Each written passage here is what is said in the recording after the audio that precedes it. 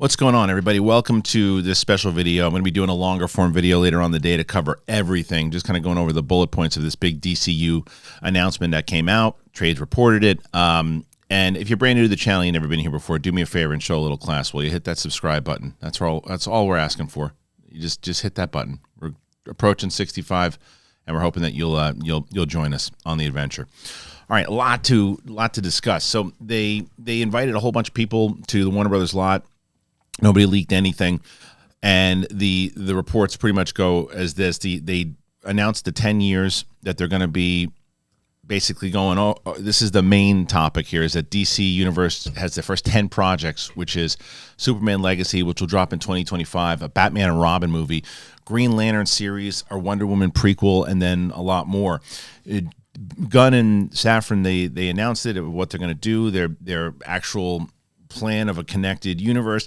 The other thing that they've done, I still think it's confusing. I think we'll get more information on it, is that it's so weird. They said that the door is still open for Gal Gadot and Ezra Miller and other people to still continue their character, and because the DC is going to be like this multiverse thing happening. So the reason why you have Matt Reeves thing, and then these other movies that can still happen, and then there's going to be the actual DCU, which is this set of movies. But they made it clear that Henry Cavill isn't coming back. Why? Why don't they do a Henry Cavill movie also? And if they're going to do, if the door's open for everybody else, why just single out Cavill? I don't get that yet. Maybe that'll be more clear. I don't understand it yet.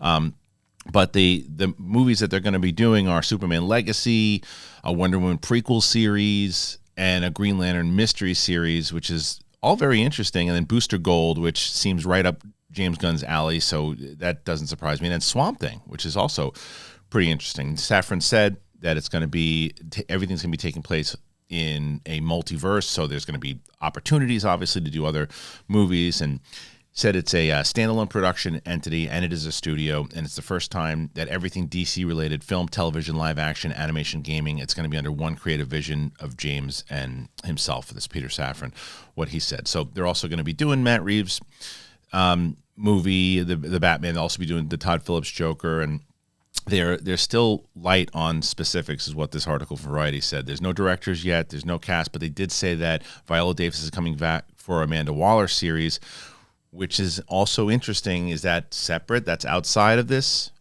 particular series? She's like, so I don't get it. I don't understand yet.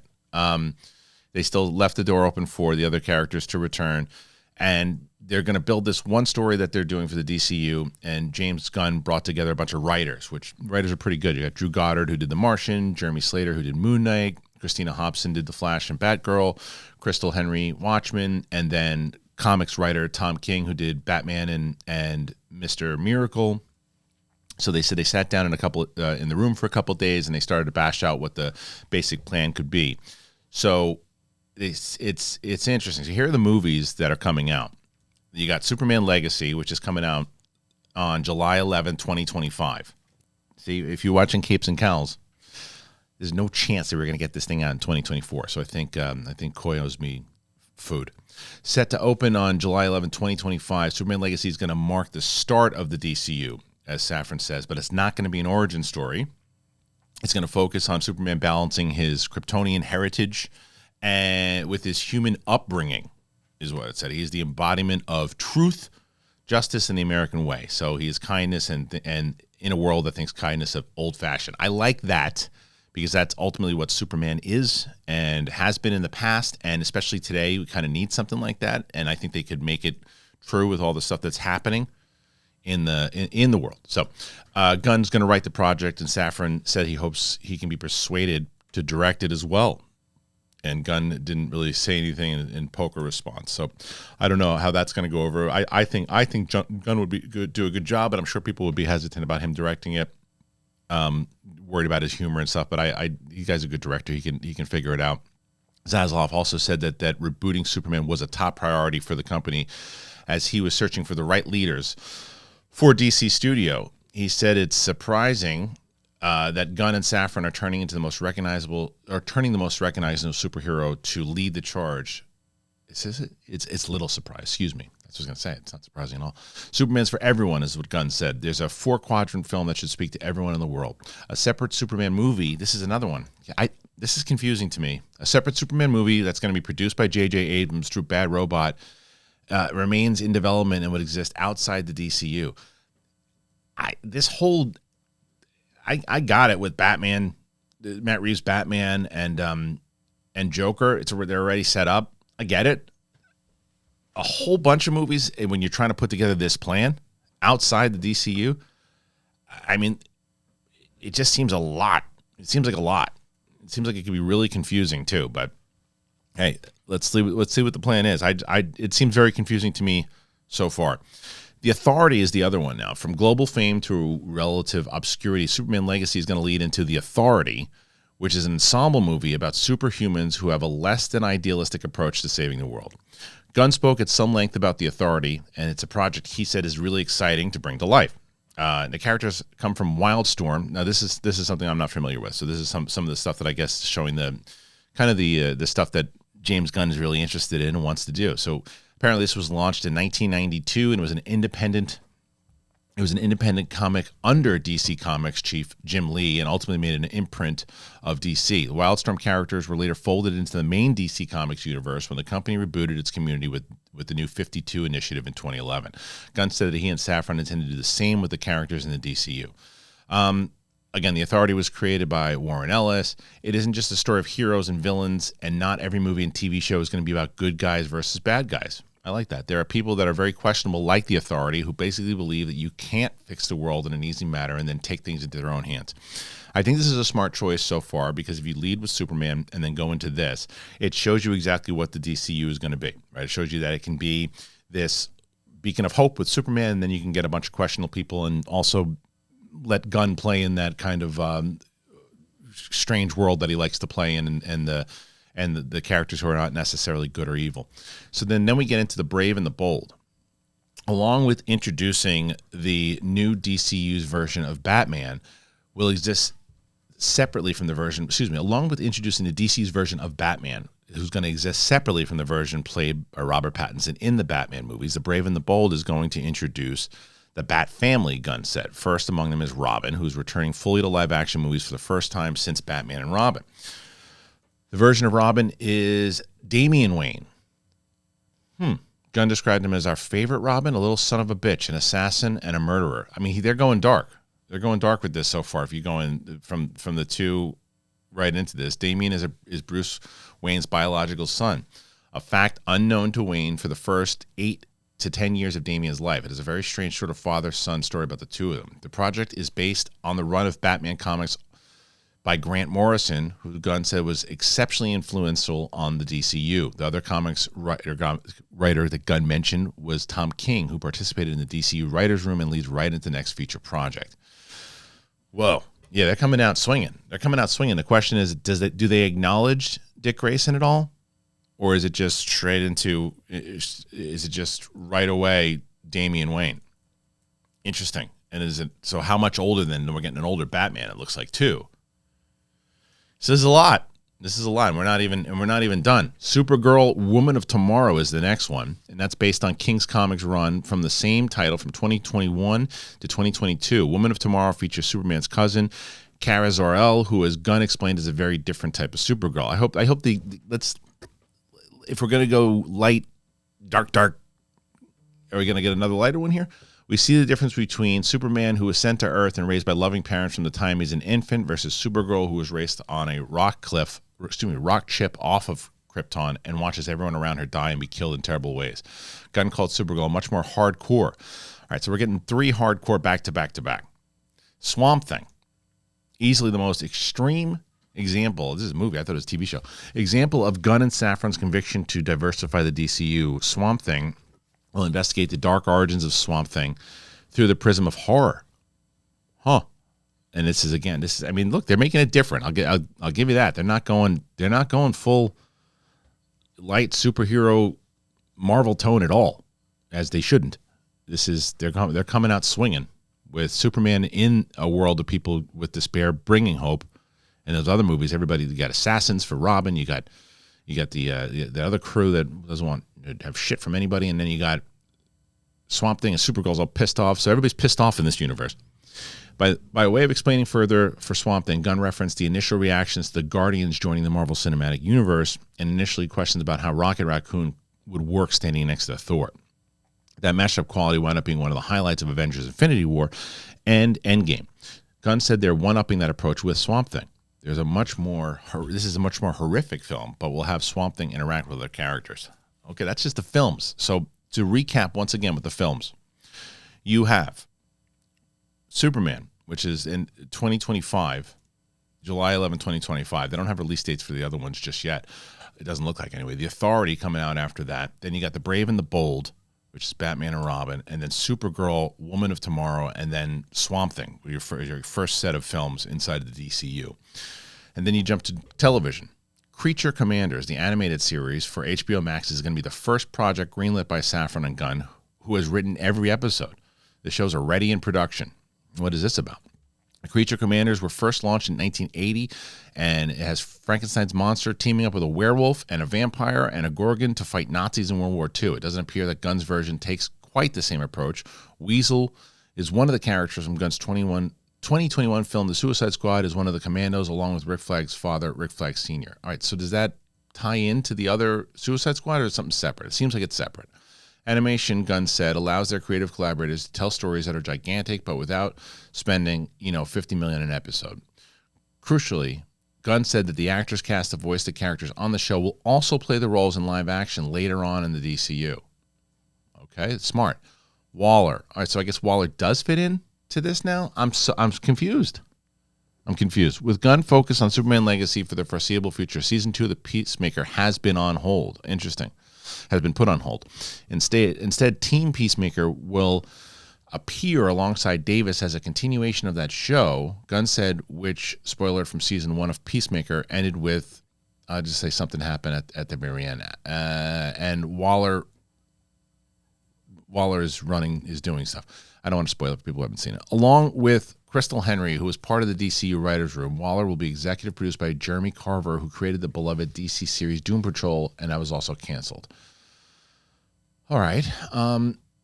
So it is part of the DCU. So Amanda Waller then is returning as, Viola Davis is returning as Amanda Waller inside the DCU. But does that mean that other stuff is still canon or no?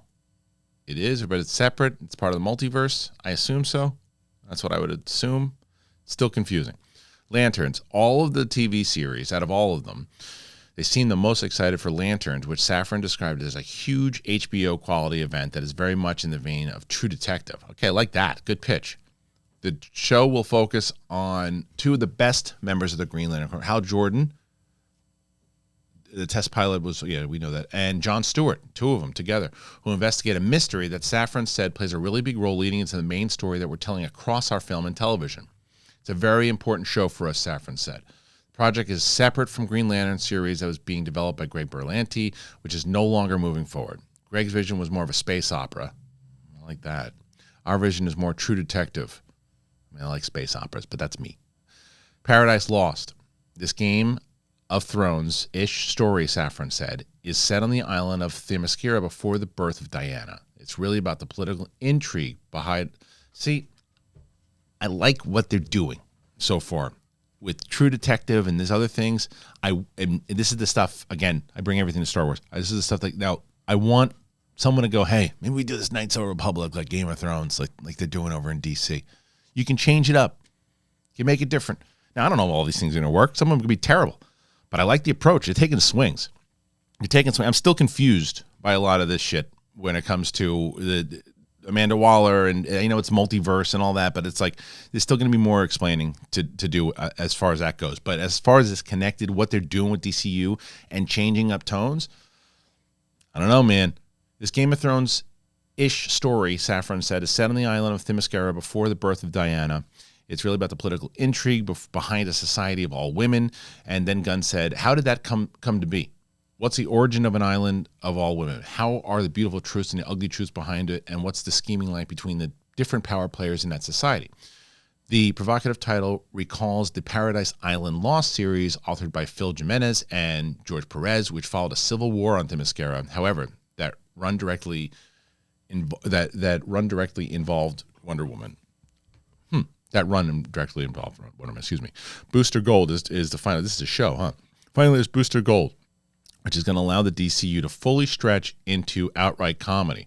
While he might not be familiar to casual fans of DC, the character, also known as Mike Carter, is a fan favorite among devoted readers. Safran also called Booster a loser from the future who's using basic future technology to come back today and pretend he's a superhero. In the 25th century, Mike is a disgraced former football star who used a time machine on display in the total James Gunn. So where's Blue Beetle fit in? How does Blue Beetle work for this? That's interesting, huh? I don't know how that works. So there's a lot here. And there's a lot of reaction. My reaction to it, and again, I'm going to do a full Big Thing episode in just a little bit, and we can really dive into more of this. But I mean, the Superman thing, that makes sense to lead with that. And all eyes are going to be on this Superman, on the cast, right? On whoever they cast as Superman. And then it leads into, it seems like they're going darker. It seems like this is right. Like, you hear of the descriptions of everything here, and it all seems to have James Gunn's stamp on it, right? All of it. Now, some people might think that's a bad thing. Some people might think it's a really good thing. I mean, that's the reason why you take the shot with James Gunn, to see what he's going to do. Now, they have to all seem different, and it seems like the True Detective Lanterns thing is pretty different. The Swamp Thing horror thing, like, we've seen attempts into Marvel to go like kind of horror-ish, right? You still saw the Derrickson influence with the Sam Raimi stuff and the stuff that he did in Doctor Strange. There was that, but it was still, comic booky. The question is, how horror will they get? You've always heard about these things, and the rumors were Doctor Strange was that they were going too horror with Derrickson and he wanted to bail out of it. I don't know how true that was or not, but will Swamp Thing be that horror-ish? I can see Gunn going there for sure, and especially as a movie. And it doesn't seem like they're going to just worry about this PG-13 thing. I think they're going to try to really go gloves off.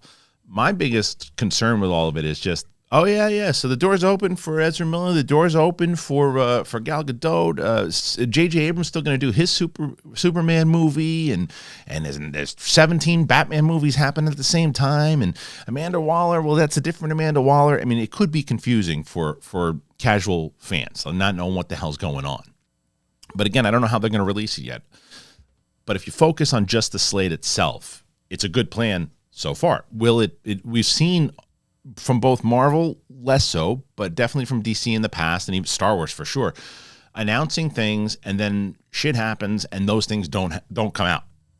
Like, it seems like there's actually, but again, a formulated plan of where they want to go, and sitting in this writer's room with all these people going, all right, this is going to connect here. We'll put this animated series here and make sure that goes here. But the Green Lantern show will really focus on what this whole thing is all about. And we'll set this up. We'll set that up. And you don't really announce Wonder Woman per se, because you don't need to. You're leading with Supergirl as your first kind of big female superhero in the DC universe. And then you give time for Wonder Woman to come back. And maybe the idea is, look, we set up this kind of prequel thing, where now we've gotten to a place where you don't have to do Gal Gadot's moved on, we've moved on, or they do what they said, the door's open, they decide to do a separate standalone Gal Gadot Wonder Woman movie. That feels like a lot.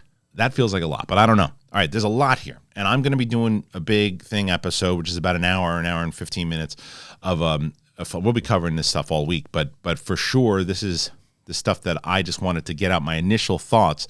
And the question is, what do you guys think? You got to comment here. We got to have a full conversation. What's the stuff that stood out? Do you like the plans? Do you like the tone?